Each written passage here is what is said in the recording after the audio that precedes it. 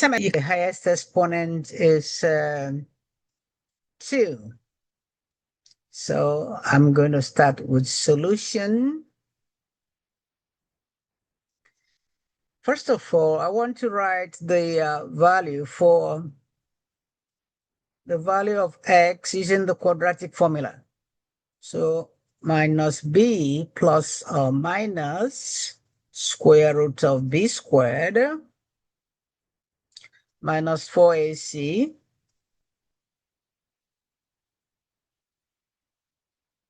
So I'm writing the quadratic formula because that is the method I want to use to solve this quadratic equation. Divided by 2a. So I want to find the values of a, b, and c from the equation. The standard form of the equation of quadratic equation is x plus bx plus c equal to 0. So I'm going to find the values of a, b, and c from the equation. All right, so I know that from equation a is 2,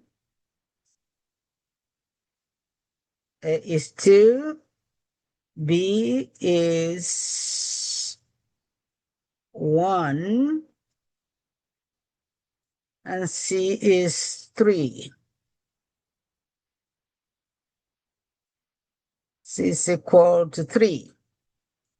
All right, so the next thing I want to do is substitute into the formula.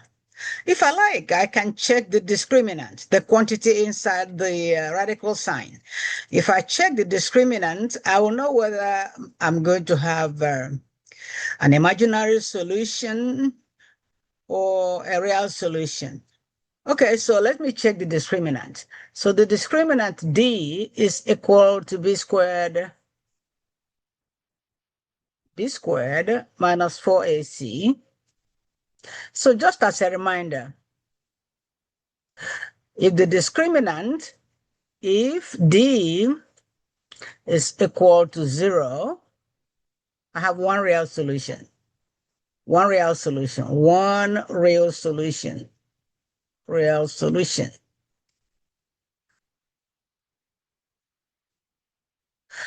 If the discriminant is greater than 0, I have two real solutions. If the discriminant is less than 0, I will have imaginary solutions.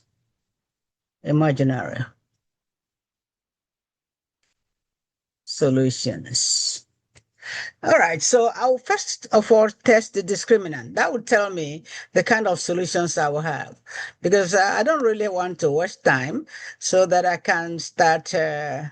So since A is, so I'll go ahead and plug in. So what is the discriminant? So I'll find D.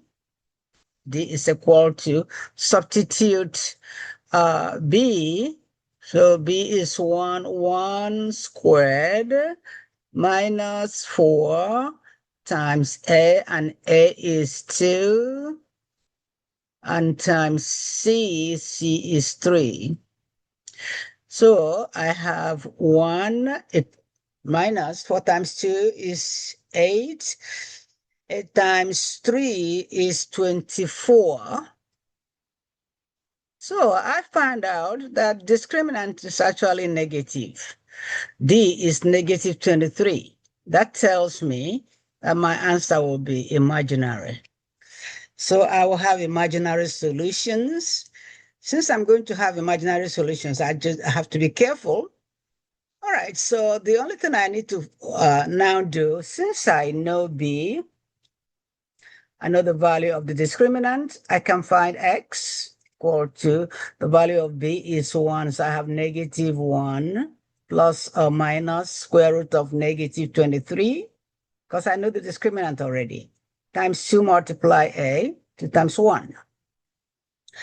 All right, so now I have two answers.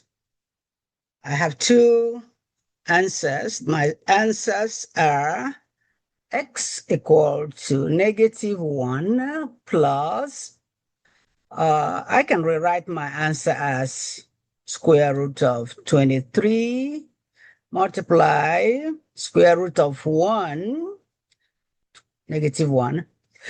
All right, all over 2a.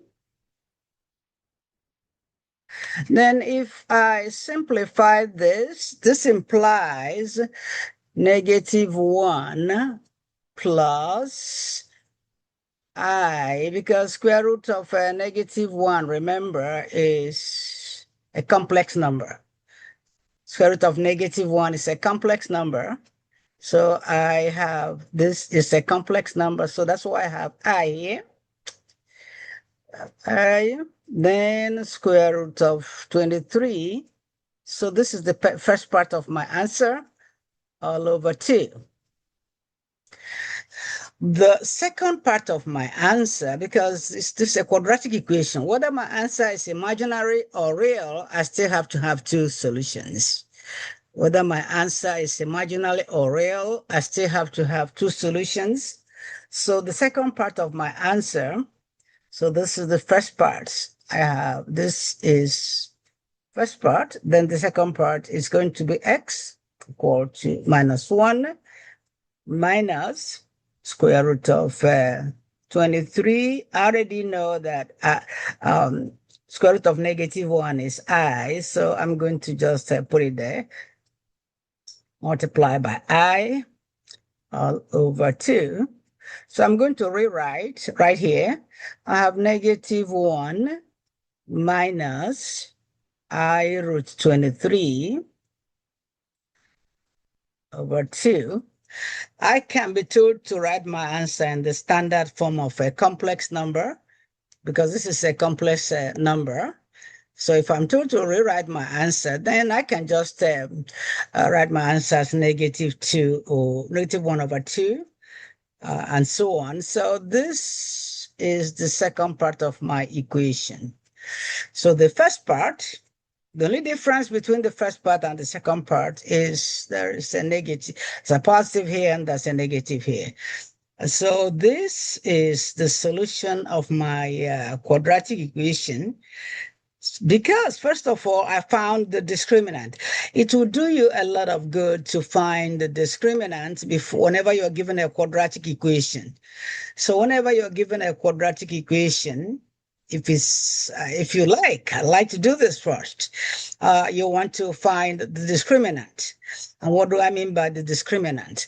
The radicand, the value of the radicand is the discriminant. So, okay. So if I find this value, if it is negative, if the answer is negative, it means that I have imaginary solutions. So these are the properties of the discriminant. I want to make sure we say it again. If the discriminant is equal to 0, one real solution. If the discriminant is greater than 0, real solutions. If the discriminant is less than 0, you have 2 imaginary solutions. 2 imaginary solutions. Every imaginary solution has a conjugate. Remember, every imaginary solution has a conjugate. So you cannot just have one imaginary solution, because remember, it is plus or minus. Plus or minus. All right, so this is about solving the quadratic equation. It's a question. I want to actually remember this. You want to remember this. So that when you get into your upper class, you'll be able to navigate real solutions and imaginary solutions. Okay. All right. For this,